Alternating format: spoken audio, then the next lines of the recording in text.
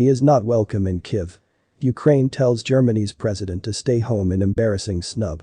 Germany's President Frank Steinmeier had hoped to pay a visit to Ukraine's capital city of Kyiv to demonstrate European solidarity in the wake of Russia's war on its neighbor. Unfortunately for him, Ukraine has a different request for Steinmeier. Stay home. On Tuesday, German media reported that Steinmeier was prepared to join his European counterparts from Poland, Estonia, Latvia and Lithuania on a trip to Kyiv where they would meet with Ukraine's President Volodymyr Zelensky. But before the trip could be finalized, Ukrainian diplomats conveyed the message to Steinmeier that he was not welcome in Ukraine. We all here know Steinmeier's close ties to Russia, which have also been marked by the Steinmeier formula, an anonymous Ukrainian diplomat told German newspaper Bild, according to The Guardian. He is currently not welcome in Kyiv. We will see whether that will change one day. Steinmeier, who comes from the same center-left Social Democrats as German Chancellor Olaf Scholz, confirmed in his own statement that the trip was off.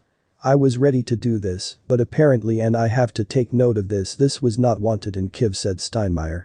To deliver such a humiliating rebuke to the head of state of a major European ally only speaks to the antipathy felt in Ukraine and among aides to Zelensky towards Germany's policies towards Russia. Russia's decision to launch a war against Ukraine has been interpreted by many as a failure of its trade-focused relationship with Moscow. Before the war, Germany was repeatedly ridiculed for its refusal to supply lethal military aid or authorize other nations to send German-made weapons to Ukraine until after the war started. Germany's advocacy for the now-defunct Nord Stream 2 pipeline from Russia was also seen as particularly offensive in Kyiv, which repeatedly argued against the project. Steinmeier has earned a particular amount of ire for his advocacy of good relations with Russia from his time as former Chancellor Angela Merkel's foreign minister. In 2016, Steinmeier pushed a diplomatic initiative that became known as the Steinmeier Formula that called for elections in the Donbas, an amnesty plan for combatants, and a withdrawal of military equipment on both sides. Neither Russia nor Ukraine agreed to its implementation, but Zelensky was greeted with rancorous protests by Ukrainians in 2019 over the proposal.